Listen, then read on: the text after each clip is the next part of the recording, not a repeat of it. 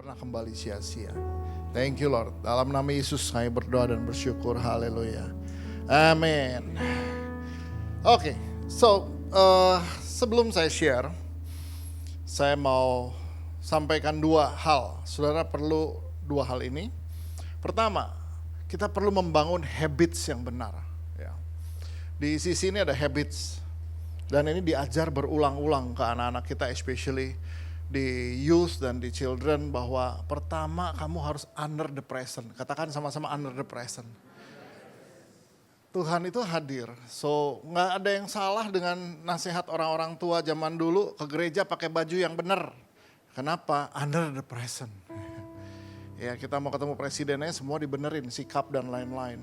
Ya jadi kalau saudara under the present di kebaktian, pastikan handphonemu hanya cuman buat nyatet atau lihat ayat. Ya kalaupun dia bunyi Shopee, nggak usah dibuka gitu loh. Oh diskon apa ini, nggak usah. Udah biarin. Ntar ada habis ibadah. Yang kedua ya saudara belajar untuk save the word.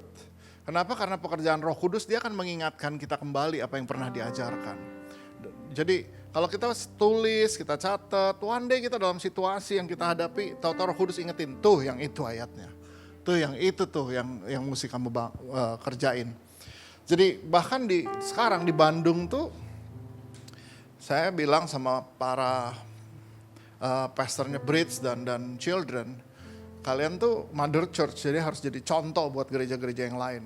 Salah satu yang harus jadi contoh adalah para youth kita dan children sekarang udah disuruhnya bawa Alkitab cetak. Mereka udah nggak lagi pakai digital, cetak. Dan di semua retreat youth atau children semua harus udah gadget free gitu loh. Artinya semua handphone dikumpulin, dicatat semua dan orang tua dikasih tahu ada yang emergency hubungi nomor ini. Gitu. Kenapa? Karena kita nggak mau anak kita udah jadi bahkan udah nggak. Ya, saudara bisa bayangin ya, sebentar lagi minggu akhir bulan ini nih, ada yang namanya Silent Solitude untuk para pastornya ICC, termasuk ICC Jakarta. Semua dari 7 kota akan hadir di Bandung untuk Silent Solitude. Silent Solitude tuh kita nggak boleh bawa gadget satupun. 3 hari 2 malam gadget free, totally. Para pastor harus bawa Alkitab cetak dan buku catatan dan ballpoint aja, cuma itu yang boleh.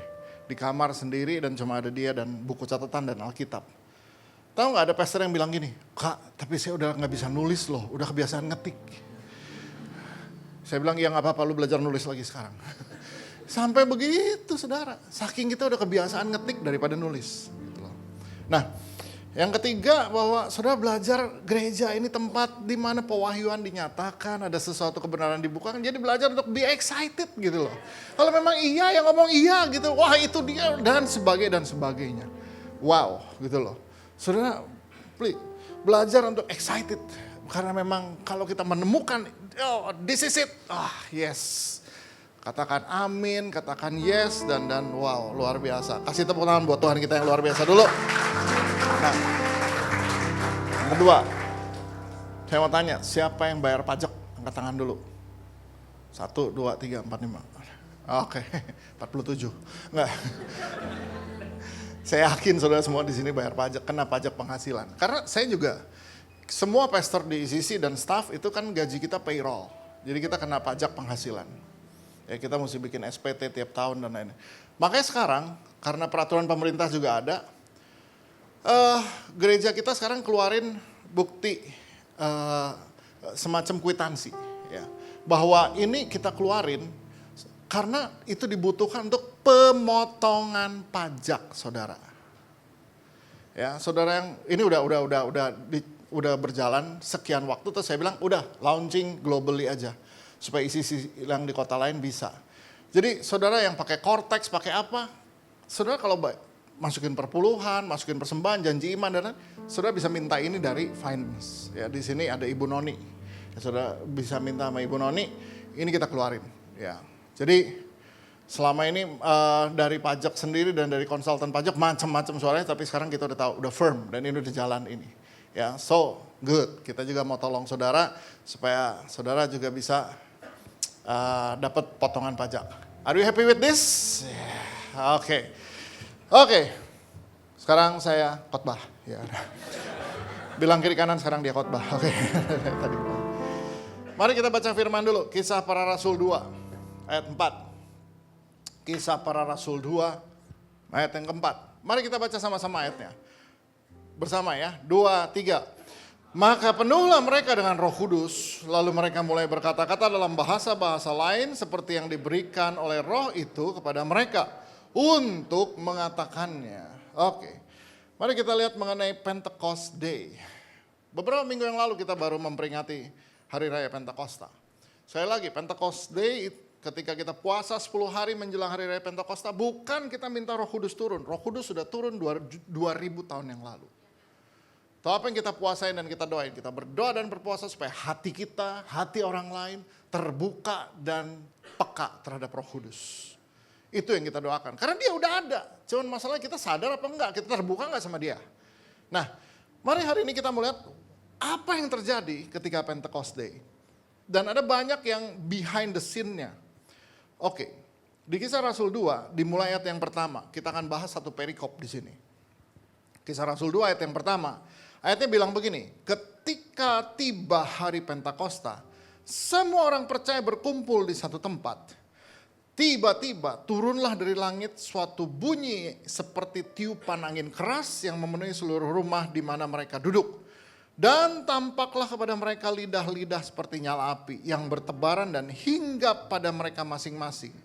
Maka penuhlah mereka dengan Roh Kudus, lalu mereka mulai berkata-kata dalam bahasa lain, seperti yang diberikan oleh Roh itu kepada mereka untuk mengatakannya. Oke, jadi pada hari Pentakosta itu, semua orang percaya kumpul di satu tempat. Mereka berkumpul di satu tempat yang namanya Upper Room.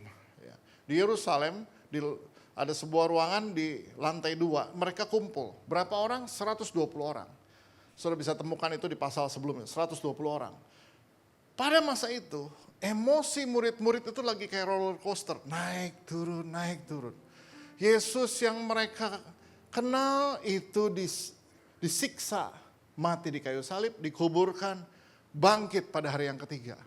Dan kebangkitannya, selama dia bangkit, itu 500 orang Alkitab katakan ketemu sama dia. Lebih dari 500 orang menyaksikan ketemu dia.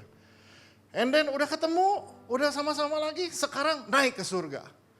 Jadi itu udah benar-benar naik turun, ada gini mana, besok gimana. Dan Yesus bilang, oke, tunggu sampai Roh Kudus dicurahkan sama kamu. Mereka menantikan 10 hari itu. Dan mereka menanti di sebuah ruangan namanya Upper Room. Kayak apa sih Upper Room? Upper Room kira-kira, oke, kalau sama ruangan ini, kira-kira sebesar ruangan ini.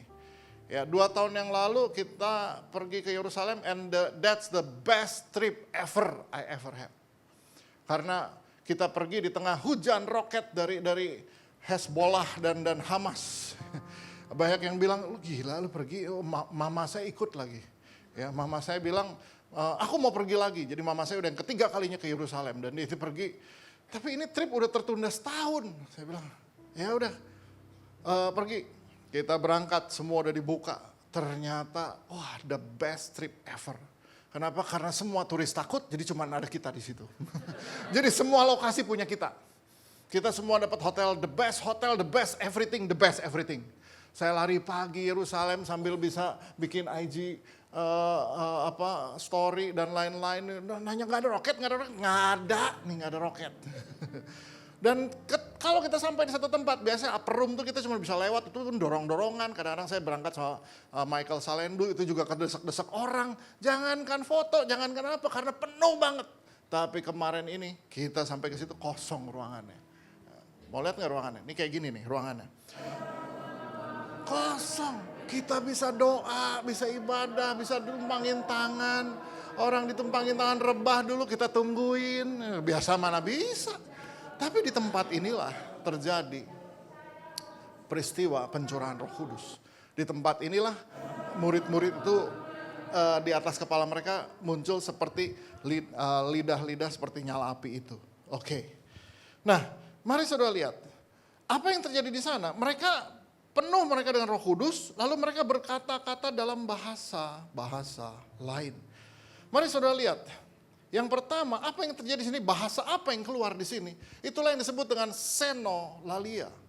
Senolalia adalah bahasa yang dimengerti oleh suku bangsa. Itulah senolalia. Jadi kalau ada orang yang nanya, jadi waktu itu murid-murid ngomong apa? Nggak, kita semua nggak ada di situ. Kita nggak tahu mereka ngomong apa. Tapi suku-suku bangsa di sekitar mereka mengerti apa yang mereka omong. Let's say, ketika kita ngomong haleluya, ternyata yang keluar itu beragam bahasa suku bangsa ada di situ. You got it? Jadi senolalia adalah bahasa dari Roh Kudus yang dimengerti oleh manusia. Saya lagi, dimengerti oleh manusia. Ini yang terjadi di upper room. Mereka mulai berkata-kata dalam bahasa dari Roh Kudus yang suku-suku bangsa orang-orang mengerti itu. Nah, kalau saudara lihat di Alkitab ada bahasa-bahasa dari Roh Kudus, maka ada yang kedua yang disebut dengan glossolalia. Nah, glossolalia adalah bahasa yang Roh Kudus berikan kapan? Ketika kita berdoa sama Tuhan. Alkitab katakan bahwa kamu berdoa dengan keluhan yang tidak terucapkan sehingga akhirnya cuma diam tahu-tahu udah that's glossolalia. Itu bukan ngomong sama manusia, itu ngomong sama Tuhan. Jadi orang-orang bilang, gua gak ngerti lo ngomong apa, emang gua gak ngomong sama lo, gitu aja udah. Kita ngomongnya sama Tuhan. Tapi kalau senolalia kita emang ngomong sama manusia. You got something? Yeah. Make sense what this? Yeah. Jadi Alkitab ada dua bahasa ini nih, ada senolalia, ada glossolalia. Ketika saudara nyembah Tuhan, kita sembah Tuhan dalam bahasa roh, itu glossolalia. Gak usah bahasa roh, gua gak ngerti. Ini mas saya gak ngomong sama kamu, saya ngomong sama Tuhan. Karena roh membantu kita untuk berdoa. Itu ayatnya juga katakan. Dengan keluhan-keluhan yang tak terucapkan. Maksudnya udah gak pakai bahasa manusia lagi. Sometimes udah terlalu sedih sampai kita udah gak tahu mesti ngomong apa. Udah terlalu takut sampai udah gak tahu mesti ngomong apa lagi. Glossolalia yang keluar. Nah, jadi tapi waktu di upper room apa yang terjadi? Senolalia. Nah, selain itu juga yang muncul adalah symbolism of fire and wind. Symbolism of fire and wind. Jadi kehadiran Roh Kudus ditandai dengan fire and wind. Apa maksudnya fire and wind? The wind itu represent the power of God. Dalam hidup kita perlu power of God. Hari ini ketika semua mahal, bensin naik, dolar naik, dan lain-lain, saudara masih bisa senyum. Coba lihat kiri kanan, masih senyum nggak dia? Nah, oke. Kalau dia masih bisa senyum, kemungkinannya dua. Karena kekuatan Roh Kudus, atau stres. Nah, jadi pilih yang mana? Lo mau pilih yang mana? Saya sih mau pilih yang kuat, saya nggak mau pilih yang stres. Kalau hari ini kita masih bisa jalan, masih bisa kerja, masih bisa bangun pagi masih bilang puji Tuhan. Itu karena kekuatan dari Tuhan. Ada amin nggak saudara? Bilang kiri kanan kamu kuat karena Roh Kudus. Nah, yang ketiga, belum tiga. Ayat ini lagi bicara bahwa symbolism the fire and the wind. Nah, fire bicara apa? Fire symbolize purification in divine presence. Jadi, api itu lagi bicara purification. Saudara tidak terelakkan bahwa kalau kita ikut Tuhan, pasti proses ini kita mesti alami. Apa itu? Purification. Orang suka bilang gini, kenapa ya? Kemarin saya dibaptis. Terus udah ikut Tuhan, udah lewat spiritual journey, aduh kok malah dapat cobaan begini ya, purification. Kenapa? Tuhan cuma mau lihat, murni gak kamu ikut saya? Yesus juga sudah baptisan, justru dibawa ke padang gurun. Dan di situ dia dicoba iblis. Jadi murni gak kamu ikut saya? Karena kita nih, Tuhan mau lihat kemurnian kita. Lewatin semua purification, masalah-masalah dalam hidup. Aduh, kok saya ikut Tuhan malah putus pacar dan lain-lain. Purification. So, ya bilang kiri kanan saya ingat seseorang. Nah, jadi seringkali kita kenapa ya kok malah jadi ada problem ya? Ya itu purification memang kita mesti lewatin. So the fire and wind itu adalah ketika Roh Kudus hadir, justru fire and wind ada pada kita. Nah, mari kita lanjutkan ayatnya. Kisah Para Rasul 2 di ayat 5 dan 6 dia bilang begini. Pada waktu itu di Yerusalem diam orang-orang Yahudi yang saleh dari segala bangsa di bawah kolong langit. Ketika turun bunyi itu berkerumunlah orang banyak. Mereka bingung karena mereka masing-masing mendengar rasul-rasul itu berkata-kata dalam bahasa mereka sendiri. Lihat. Jadi waktu itu di Yerusalem dikatakan begini, diam orang-orang Yahudi dari yang saleh dari segala bangsa di bawah kolong langit. Yerusalem tuh metropolisnya zaman dulu. Segala bangsa di bawah kolong langit ada di Yerusalem. Nah, waktu pencurahan Roh Kudus apa yang terjadi? Dibilang begini, ketika turun bunyi itu berkerumunlah orang banyak. Wow, jadi bunyinya keras banget, angin itu, sampai orang-orang kaget ada apa ini? Dan mereka kumpul ke rumah tempat mereka berkumpul ini murid-murid. Ini adalah peristiwa the validation of the gospel. Kenapa? Karena ada noise abroad. Ada suara yang keras sekali sampai orang-orang kumpul dan mereka mendengar rasul-rasul dan murid-murid ini bicara dalam bahasa mereka. Nah, apa yang sedang terjadi di dalam Pentakosta ini juga ada hal yang berikut adalah validation of the gospel. Bahwa Tuhan mau bangsa-bangsa ini dengar Injil, dengar firman. Gereja itu harus misioner. Kenapa? Karena Tuhan mau dari sini sampai ke bangsa-bangsa. Ada amin gak kira-kira saudara-saudara? Harus. Karena gereja itu harus misioner. Harus cerita sama orang. Dan itu yang Tuhan mau. Makanya di hari raya Pentakosta, murid-murid dan rasul-rasul yang ketakutan justru mereka menceritakan sama orang lain mengenai Yesus. Ini lagi bicara validation of gospel. So, jadi bahwa kebangkitan Yesus itu bukan hanya untuk satu suku bangsa, tapi justru bahwa untuk seluruh bangsa-bangsa dan juga untuk semua budaya harus dengar bahwa Yesus itu bangkit. Yesus itu mati buat kamu, dia bayar dosa kamu dan dia bangkit dan naik ke surga. Itu semua harus dengar. Makanya disadari atau tidak, gereja kita juga. Nah, perjalanan kita nih tahun ini kita udah 30 tahun jadi gereja. Tanpa sadar, Tuhan juga bawa one by one bahwa gereja kita ini harus misioner juga. Saudara mungkin belum kenal misionaris-misionaris kita di luar negeri. Saya kenalin sekarang. Ya, kalau saudara lihat misionaris-misionarisnya kita, bahwa dari gereja kita dari ICC ada berapa banyak di bangsa-bangsa sekarang. Yang pertama berangkat itu adalah Pastor Ronald Politon dan istrinya Jane. Itu pastornya Bridge pertama tahun 2006. Dia berangkat ke Amerika bantu teman saya start gereja di sebuah kota kecil namanya Rochester di New England. 2006, sekarang udah 20 tahun. Udah 20 tahun di sana, dia udah beli gedung sendiri gerejanya. Wah, saya iri banget kalau lihat gedung dia. Ya, karena harga gereja di Amerika selalu lebih murah daripada di Indonesia. Gitu. Dia bukan beli gedung dengan tanah. Itu bukan tanah lagi yang dia beli, hutan pinus. Saya sampai bilang, ya Tuhan. Sementara kita di Bandung, udah bayar gedung dia dan hutan pinusnya itu harganya hanya 1/5 dari harga tanah kita di Bandung. Ya Tuhan. Itu nyicil lagi 30 tahun. Ampun. Tapi jemaat dari 15 orang sekarang udah ada 150 di Rochester. Dan dia udah punya wakil dan semuanya. Anaknya lahir di sana. Itu Pastor Ronald dengan istrinya Jane. Tapi dia adalah Pastor The Bridge yang pertama. Siapa lagi? Berangkat berikut. Itu dulu sekretaris saya 2 periode yang lalu. Marina dengan suaminya Pastor Hendy. Mereka berangkat ke Philadelphia dengan 1 anak. 2 anak lahir di sana.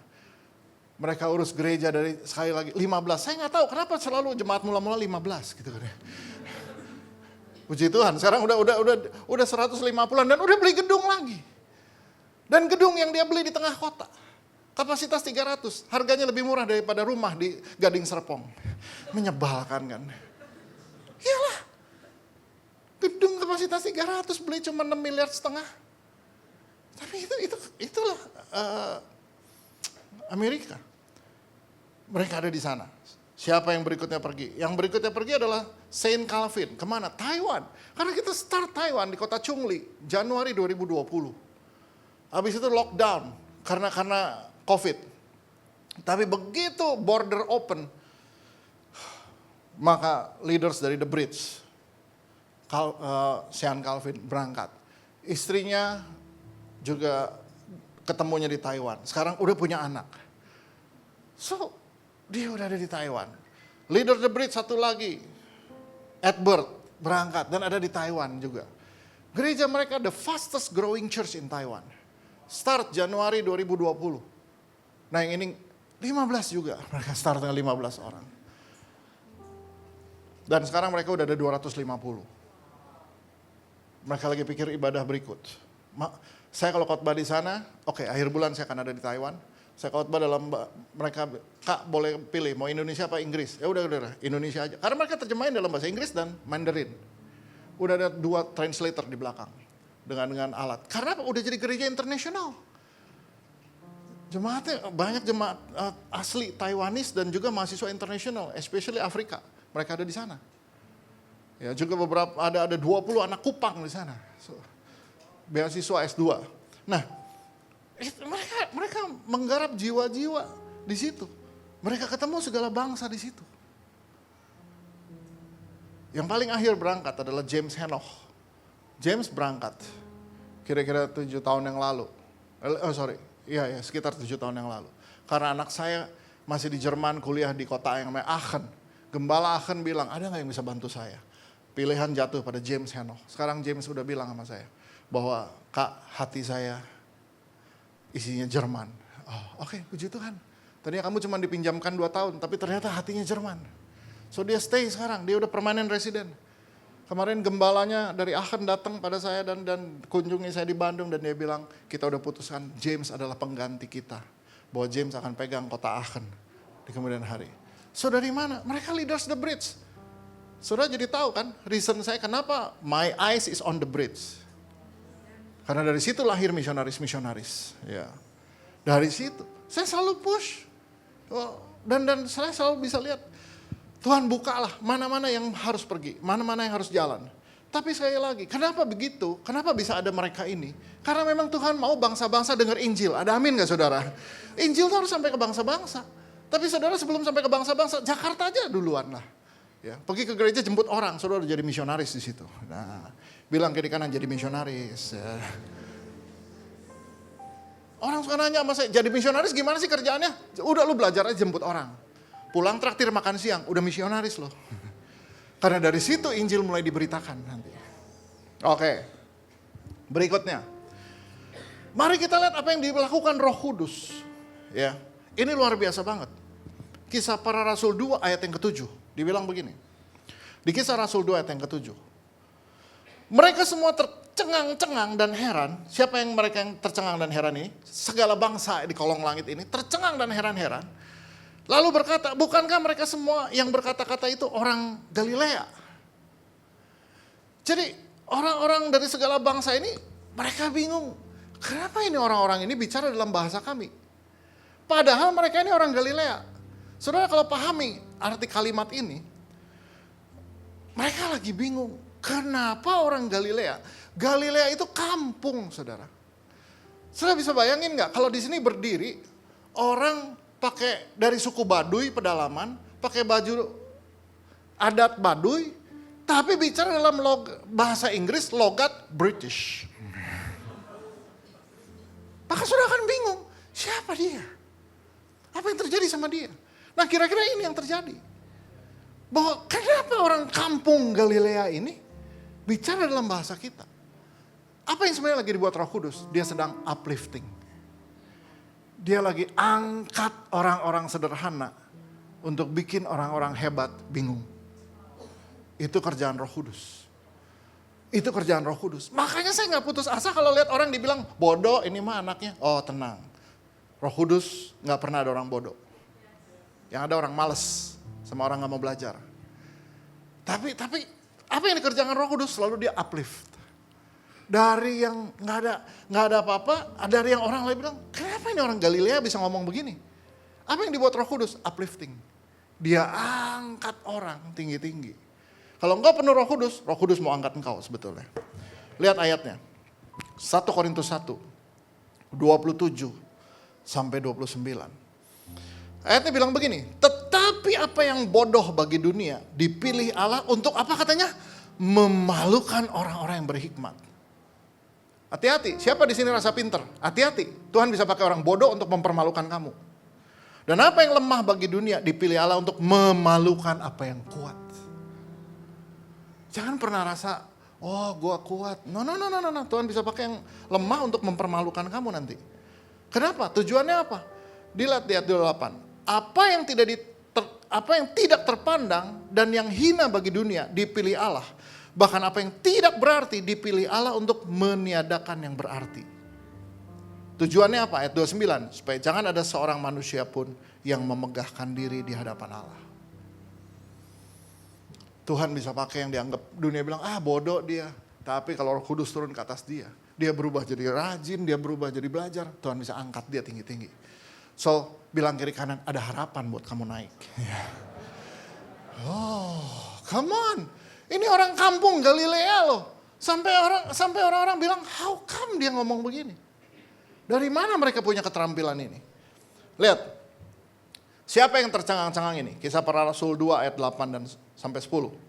Dia bilang begini, bagaimana mungkin kita masing-masing mendengar mereka berkata-kata dalam bahasa kita sendiri, yaitu bahasa yang kita pakai di negeri asal kita.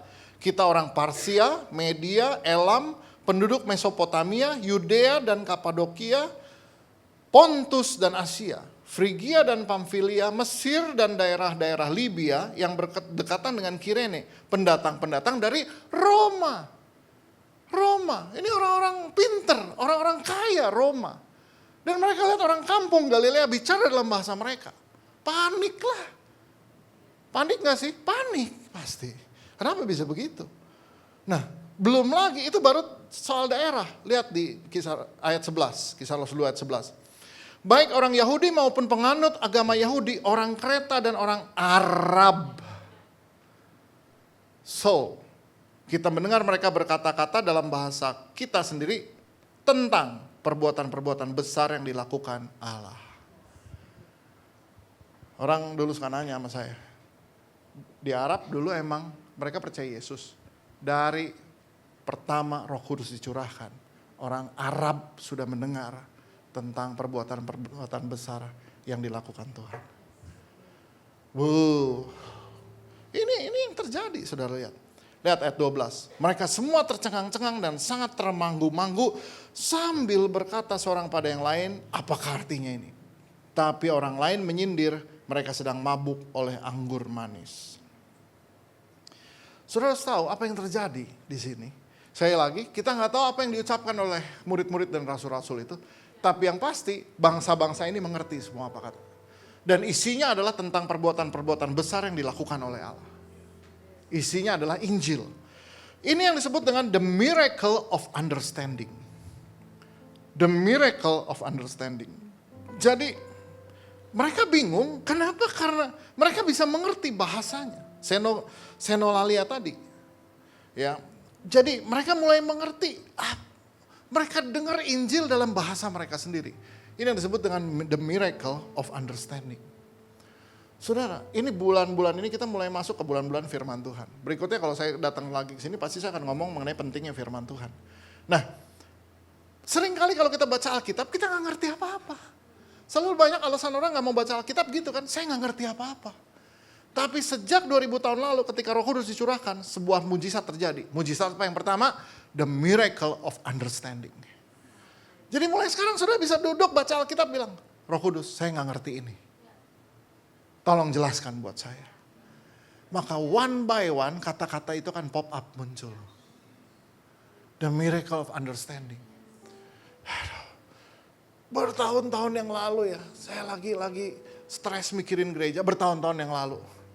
Saya kalau mikir gereja stres. Puji Tuhan hari ini enggak. Pindah stresnya ke Pastor Yudi. Tapi intinya adalah bos, enggak perlu stres. Gereja punya Tuhan kok. Dulu, waduh saya mikir gimana ya supaya gereja maju dan ini. Dulu saya stres. Suatu hari saya lagi di bawah shower, Roh Kudus bilang gini. Kalau Petrus, Yohanes, Yakobus, para nelayan itu berpikir serumit kamu tentang gereja, mereka juga kayaknya gak sanggup. Mereka cuma nelayan yang gak sekolah. Tapi mereka jadi bapak gereja justru.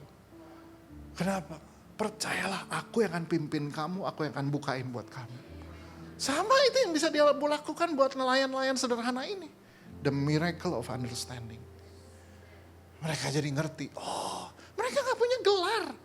Mereka bukan STH, MTH, BTH, PhD, enggak. Mereka nelayan sederhana. Mereka udah biasa jemur jala sama jemur ikan. Rumus ikan asin dia tahu.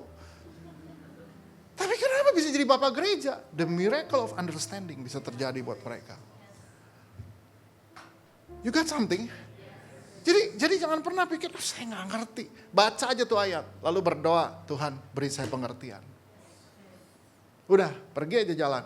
Tahu-tahu di Transjakarta saudara ngerti ayatnya. Oh ini maksudnya. Oh itu yang tadi saya baca. Nah itu yang namanya the miracle of understanding. Jadi mulai hari ini jangan takut baca firman. Jangan takut baca Alkitab. Dan jangan bilang, enggak lah saya gak ngerti. Percayalah, Roh Kudus bisa berikan pengertian buat kamu. Ada amin? Wow. Oke. Nah, mari saya mau tutup dengan sebuah kisah. Bagaimana bahwa sebenarnya ketika pencurahan Roh Kudus ini terjadi, bangsa-bangsa kumpul. Ini nggak sesederhana itu sebetulnya.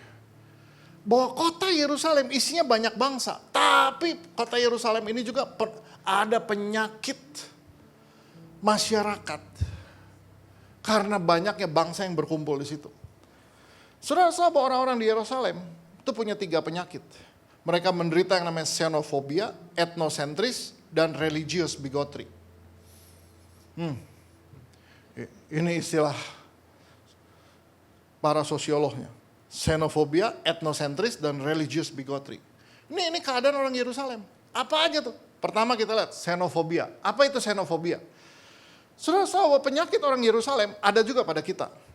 Xenofobia. Xenofobia itu rasa takut atau ketidaksukaan atau prasangka terhadap orang dari negara atau budaya lain. Wah. Contohnya apa? Nolak pergaulan. Enggak deh. Atau saya lihat di sosial media sekarang Chinese Indo, Cindo aja udah dibagi 3. Cindo Medan. Ya kan? Dia bilang. Ada lagi yang Surabaya, ada lagi Cindo yang Jakarta Selatan. Nah ini udah gak saling bergaul katanya yang ini.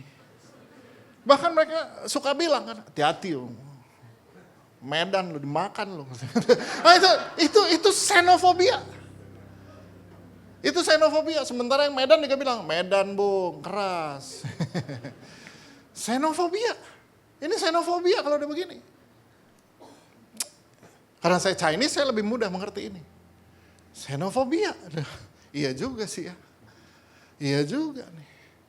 Wah. Belum lagi, jadi kan urusan jodoh itu nyangkut ini semua. Xenofobia, lu jangan sampai jadian sama orang dari... Itu sama, Yerusalem juga begitu. Kan banyak suku bangsa di situ. Yang sering kita baca di Alkitab, orang Yahudi gak suka sama orang Samaria. Benci banget dia sama orang Samaria. Makanya ada kisah orang Samaria baik hati. Nolongin orang yang benci dia. Nah, gitu maksudnya. Ini xenofobia. Terus apalagi yang kedua? Yang kedua penyakitnya etnosentrism. Etnosentrism itu adalah tindakan menilai budaya atau kepercayaan atau perilaku orang lain semata-mata berdasarkan nilai-nilai atau standar budaya sendiri. Jadi suka nganggap budaya orang lain rendah. Waduh. Lu mah jangan gaul sama orang itu deh. Wah budayanya. Wah, dengan segala istilah lah. Waktu saya ambil kuliah lagi jurusan misiologi. Itu diajarin namanya cross culture. Jadi di satu suku kalau kamu makan habisin semua yang di meja. Maka mereka dihormati. Maka kamu mudah beritakan Injil kalau mereka udah rasa dihormati. Tapi di suku yang ini, lu jangan coba-coba habisin yang di meja.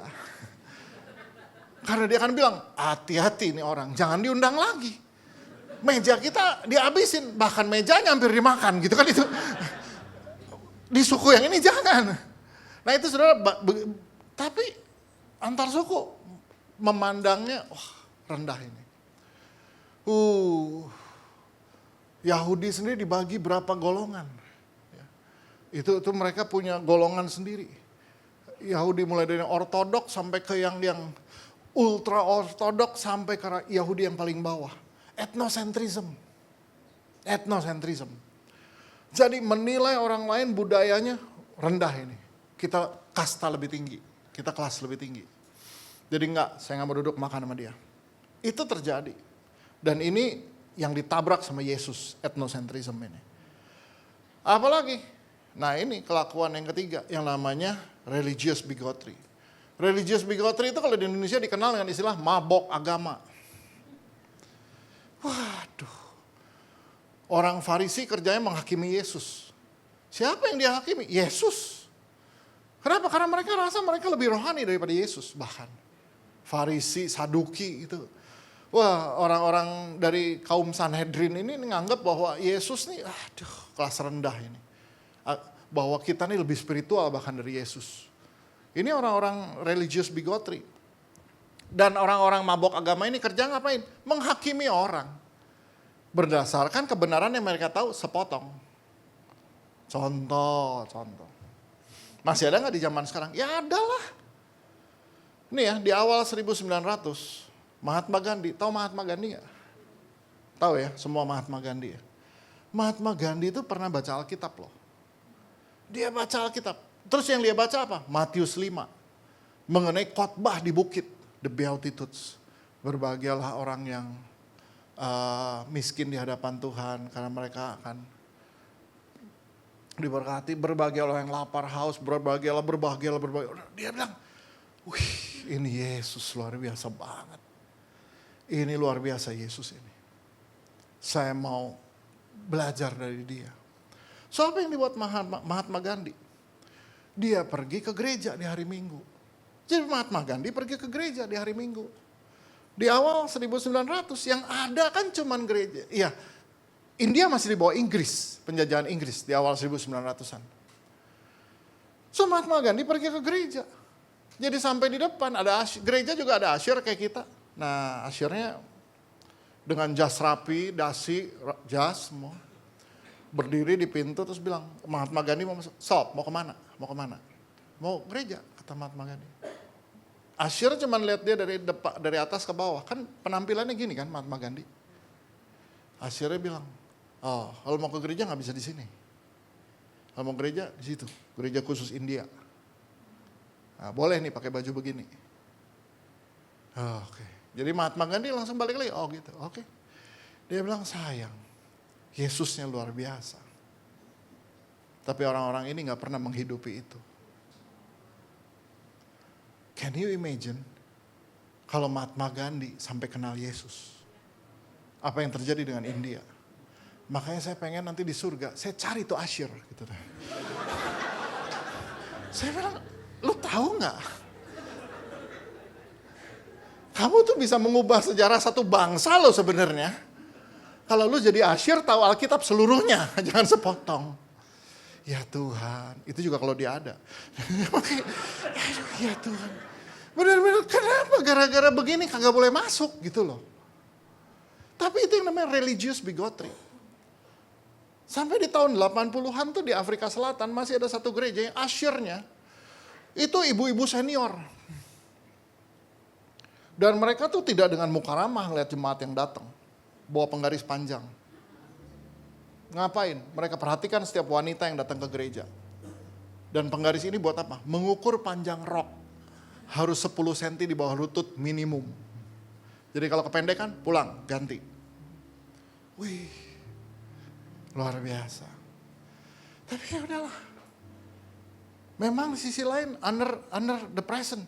Tapi something yang kita mesti belajar lihat bahwa Tuhan itu justru dia mau bangsa-bangsa ini kenal Yesus. Nah, jadi saudara dengan latar belakang 3 ini di suku bangsa ini nggak mudah tiba-tiba suku bangsa itu kumpul jadi satu dan jadi jemaat Yerusalem mula-mula. Mula-mula Yerusalem berapa penduduknya? 200 ribu penduduk. Gereja pertama berdiri di Yerusalem, berapa anggotanya? 120 ribu. Kenapa? Bangsa-bangsa di situ. Metropolitan. Jadi cuma 60 ribu yang gak percaya Yesus.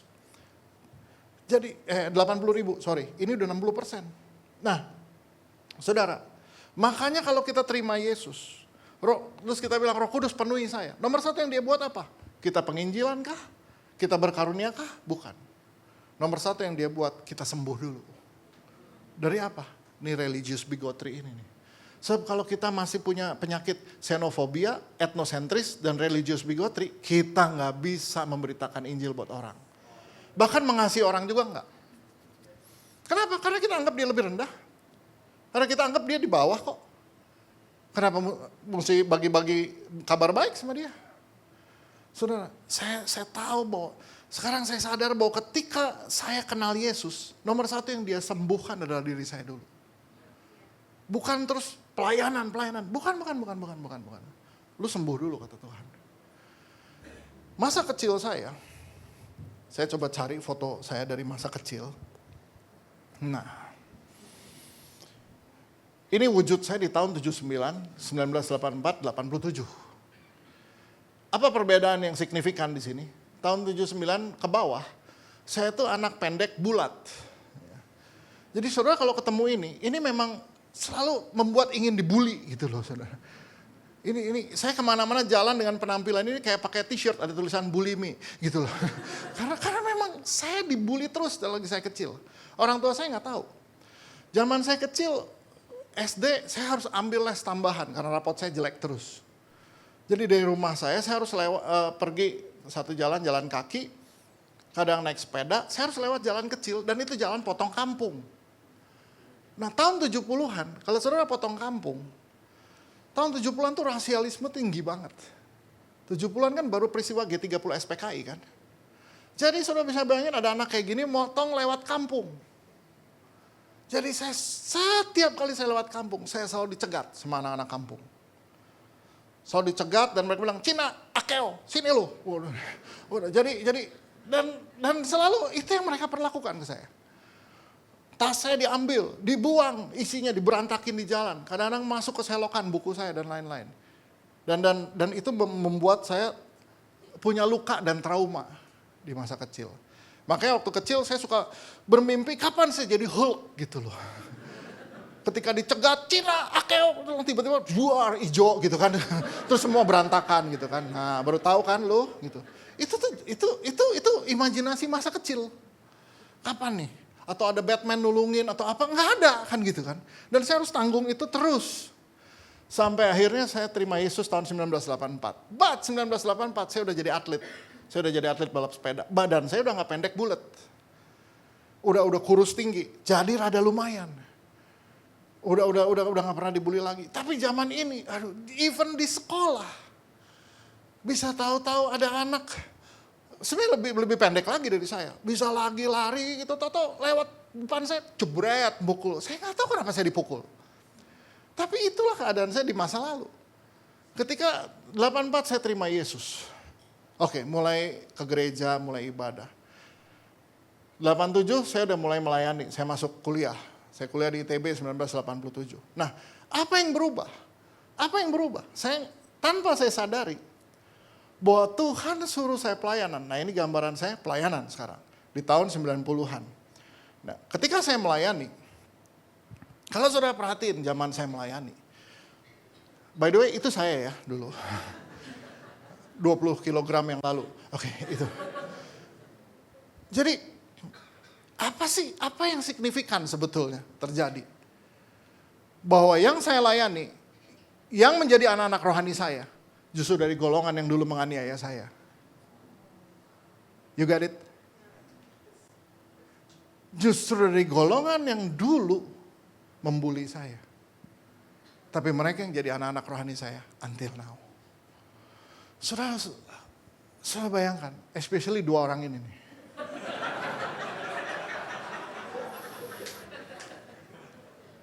Dua orang ini they are partner in crime.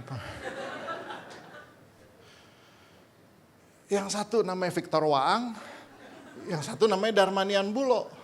Yang satu otaknya, yang satu ototnya. Gitu. Jadi waktu 1992 kita start persekutuan doa, manusia-manusia ini yang ada. Dan apa kerjaan mereka? Sebelum datang ke persekutuan doa tahun 1992, mereka pergi ke sekolah Katolik dan Kristen. Rata-rata sekolah Katolik Kristen isinya Chinese kan. Apa yang mereka buat? Mereka palakin tuh anak-anak sekolah-sekolah Katolik dan Kristen. Ini dua ini tukang palak nih. Ini. Nanti udah sampai tempat persekutuan, mereka hitung berapa hasilnya. Mereka sisihkan, ini buat jajan, ini buat persembahan. Nah, pinter juga di waktu itu mereka udah tahu ini dikuduskan dulu untuk nggak ada, ngaco banget. Suatu hari selesai persekutuan doa, ada anak perempuan lari-lari, kak, ada yang mau dipukul sambil nangis-nangisnya anak perempuan. Saya keluar, saya lihat ini dua ini. Yang satu yang berotot itu memang lagi nyekek satu anak kurus kering gitu. Sambil teriak, Cina belagu lu ya gitu. Udah. Sambil diangkat, dicekek.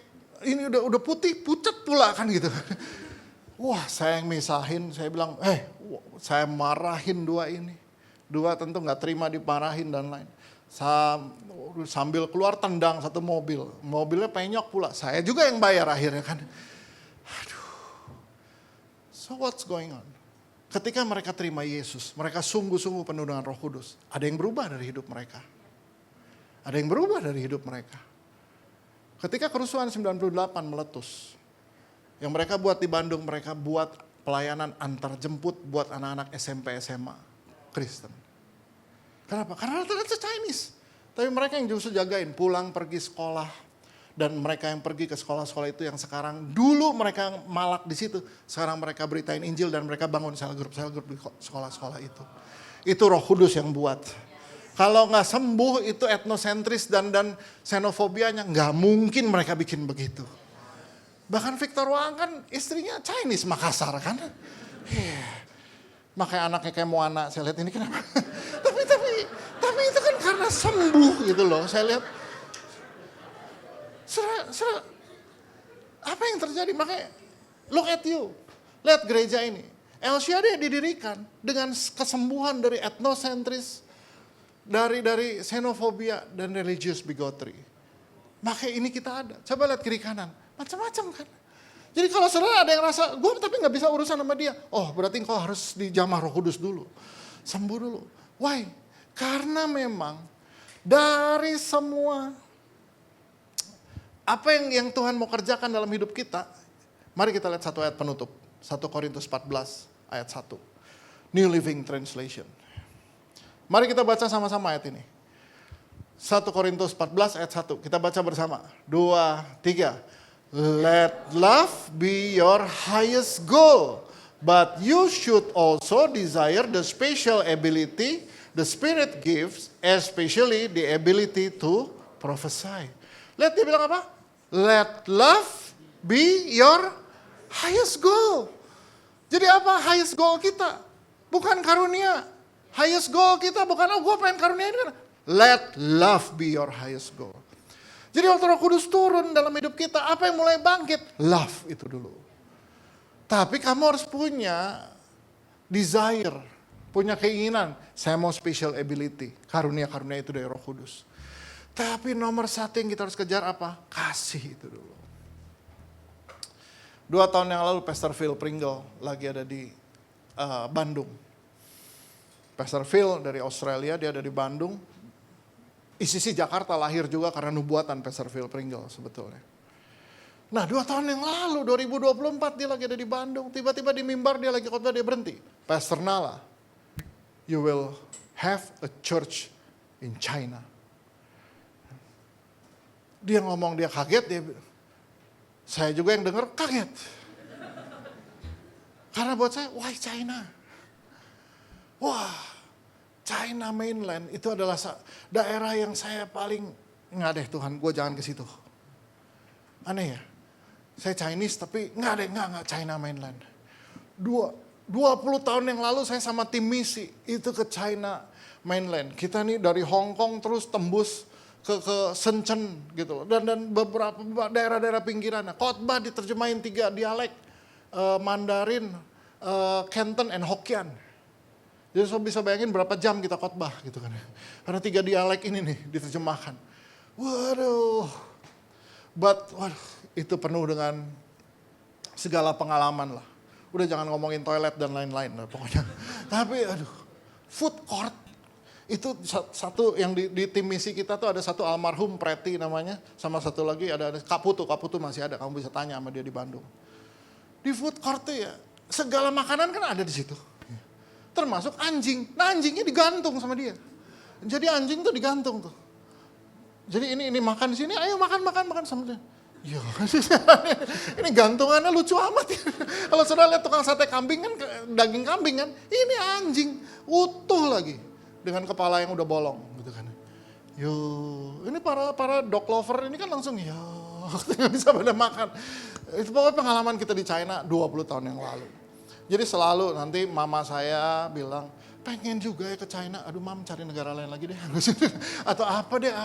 Istri saya bilang, itu tuh bagus loh. Kata sih nanti ketemu lagi orang bilang, oh kak itu China, kak itu Shanghai. Lu jangan ngomporin istri gue deh, saya suka bilang gitu. Tiba-tiba Pastor Phil bilang, you will have a church in China. Oh, saya cuma belum lagi pengalaman saya. Saya dulu kalau terbang ke Amerika, Jakarta, Hong Kong baru Los Angeles atau New York. Aduh, di Hong Kong selalu naik mereka tuh dari mainland China. Nah di situ mulai tuh yang namanya ethnocentrism. Mulai saya merasa kultur saya lebih tinggi dari mereka. Karena mereka kan kalau masuk pesawat langsung ributan. Waduh, belum nanti barang bisa dilempar dari sini ke sana gitu kan. Ini jadi penuh semua. Waduh. Saya kejepit di antara mereka semua. Suatu hari saya lagi terbang dari Los Angeles ke Hong Kong. Lagi tidur, jet lag, tidur gini. Tahu-tahu mungkin yang belakang nih kayaknya pengen ke toilet. Kursi saya kan lagi direbahin gini. Dia main berdiri langsung dia kebrak. Wait. Saya apa sih? Jatuh nih pesawat. Ya Tuhan. Waduh. Itu benar-benar ethnocentrism. Saya langsung Gue juga Cina, tapi nggak gini-gini amat. Astaga. Tapi ketika Pastor Phil bilang, you will have a church in China. Tiba-tiba orang khusus bilang, it's not about the church, it's about love. Kamu harus bisa mengasihi orang itu. Kenapa kamu nggak bisa ngasihi suku bangsa itu? Kenapa kamu rasa kamu lebih tinggi dari mereka? No. It's about love. It's not about church. Yang pertama adalah love. It's about love. Jadi sekarang kalau saya lagi naik Wush gitu kan. Teknisinya dari mainland China kan. Dia sambil nonton sinetron Mandarin gitu kan, keras-keras di Wush. Saya cuman melihat dengan pandangan penuh kasih. I love you. Karena it's about love nomor satu. Bukan soal pelayanan, bukan soal karunia. Love. Berapa banyak di antara saudara mau penuh kasih dari Tuhan? Karena itu akan mengubah cara pandang kita sama orang. Itu akan mengubah sikap kita sama orang. Itu dulu. Baru karunia-karunia yang berikutnya. So mari kita tundukkan kepala sejenak. Haleluya Yesus.